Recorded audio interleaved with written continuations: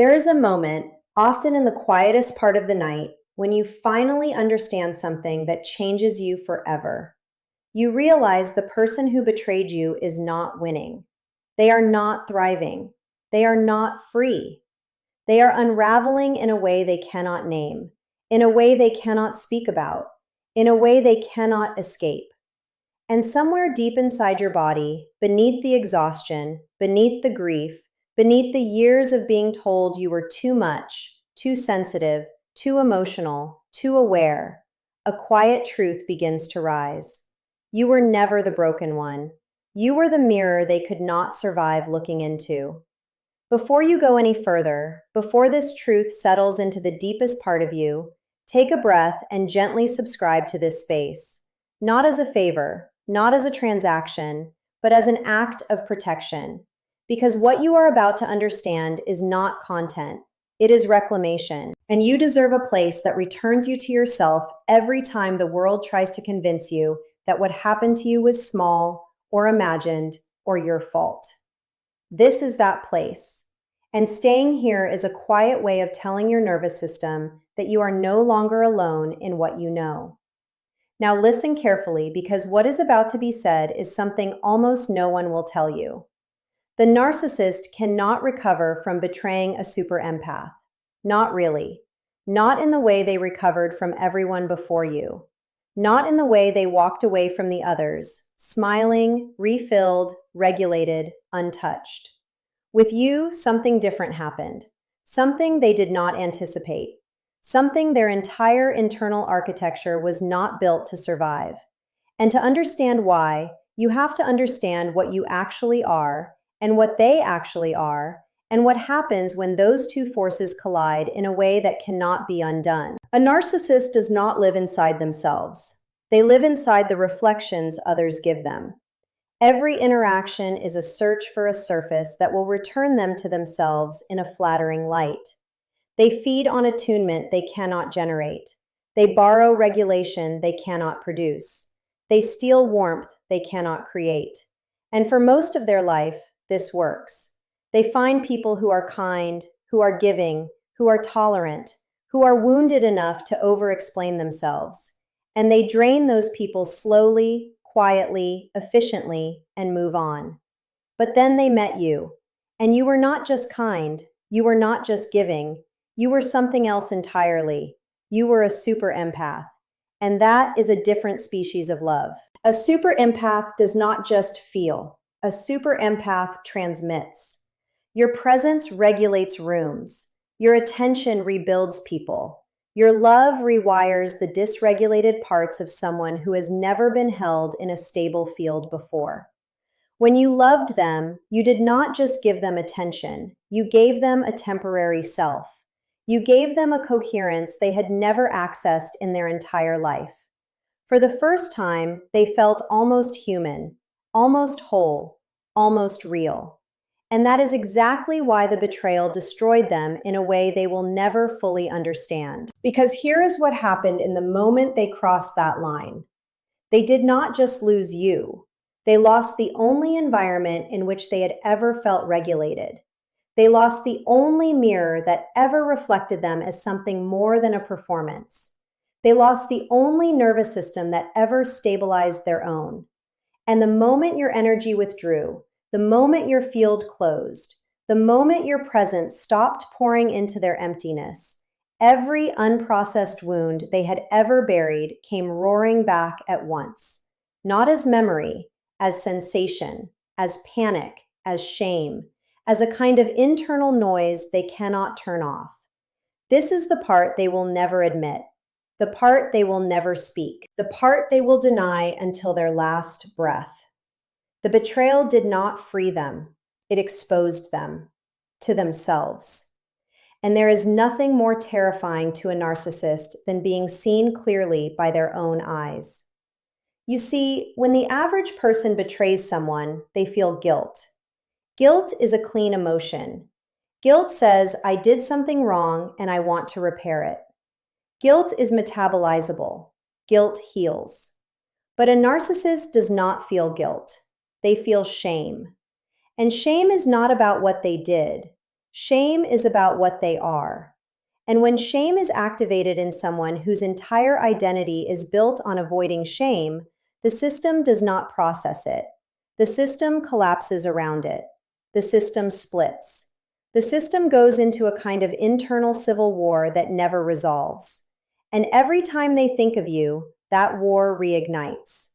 Every time they hear your name, that war reignites. Every time they see someone who reminds them of you, every time they smell something that reminds them of you, every time they remember a sentence you once said, the war reignites, and they cannot win it.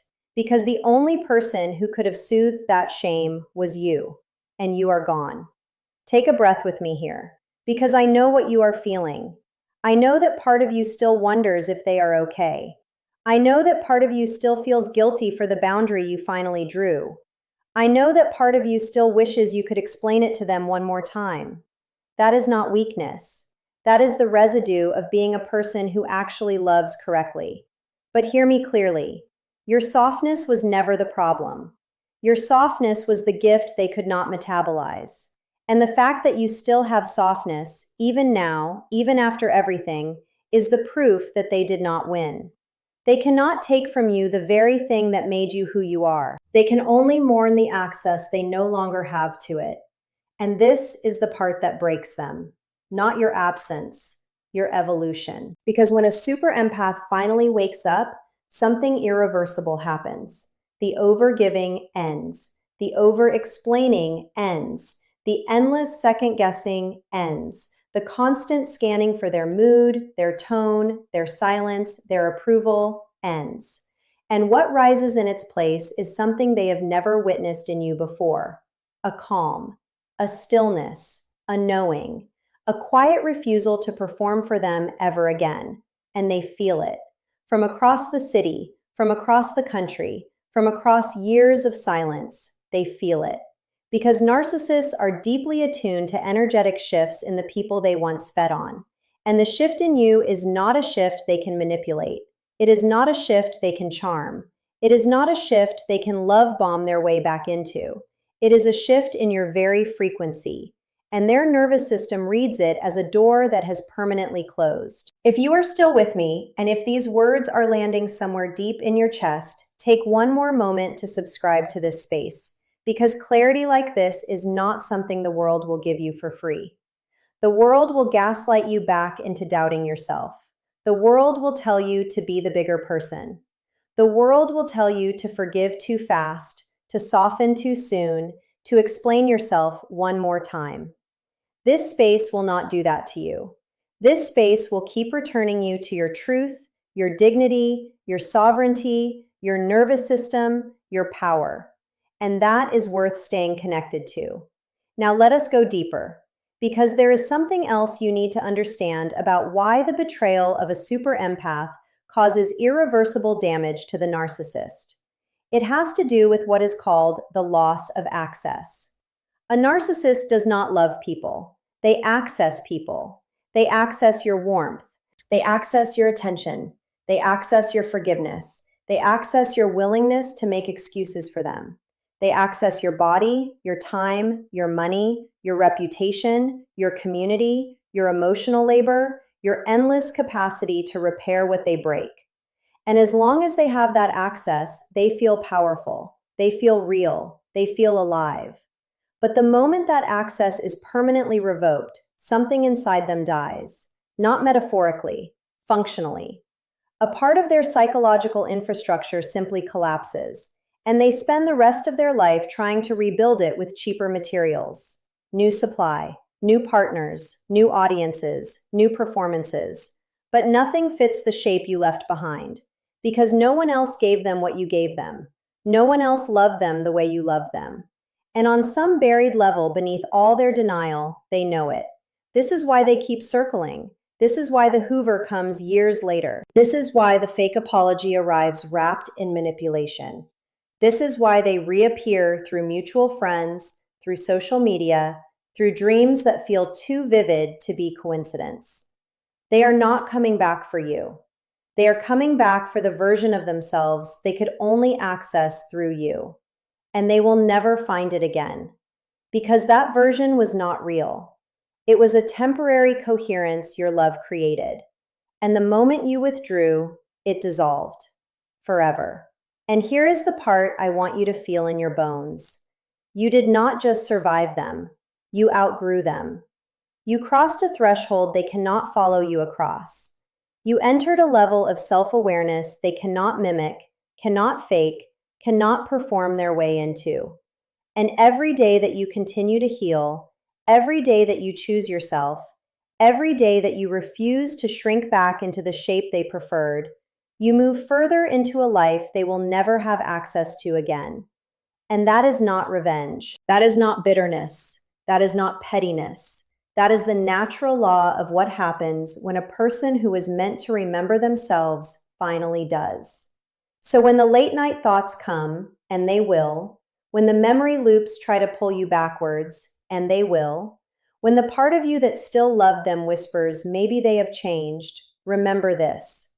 They cannot change in the way you needed them to, because the very capacity for that kind of change requires the one thing they refuse to develop, which is the ability to sit with their own shame without running, without blaming, without rewriting the story to make themselves the victim.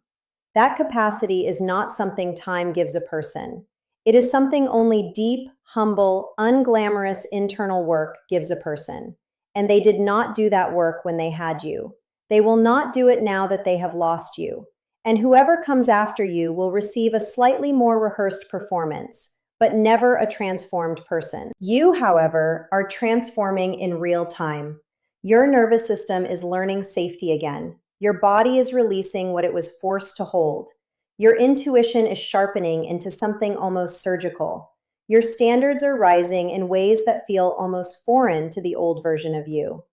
And the people who are meant to meet this new version of you are already on their way. Not as a reward, as a resonance. Because frequency attracts frequency, and the frequency you are becoming is no longer compatible with what once drained you. Before this final stretch carries you home, take one last moment and subscribe to this space. Not because you owe anyone anything, but because choosing to stay close to truth like this, week after week, is one of the most powerful acts of self-respect a survivor can make. You are not consuming content. You are reinforcing a nervous system pattern that says, I deserve to be reminded of my power. I deserve to be spoken to with depth. I deserve a space that does not flinch from the reality of what I lived through. Let this be that space. Let this be one of the quiet anchors in your recovery. And now hear this, slowly, because your body needs to receive it more than your mind does. They cannot recover from betraying you because betraying you was the moment they lost the one regulating force that made their internal chaos bearable. They cannot recover because the shame your absence activates is older than you, deeper than you, and far too heavy for a self that was built on avoidance.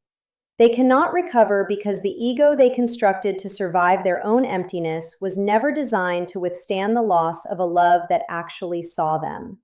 They cannot recover because you, the real you, the awakened you, the post-betrayal you, are no longer a person they can access, manipulate, confuse, or pull back into orbit. And every time they try, they will only feel more clearly the door that has closed inside you. The door they themselves slammed shut when they chose betrayal over the rarest love they will ever encounter in this lifetime. So stand inside that truth. Breathe inside that truth. Let your shoulders soften inside that truth. You are not waiting for closure from them. You are the closure. You are the verdict. You are the consequence walking gracefully into a life they will only ever hear about from a distance. And the quiet, sovereign, unshakable version of you that is rising right now is the version they will think about for the rest of their lives.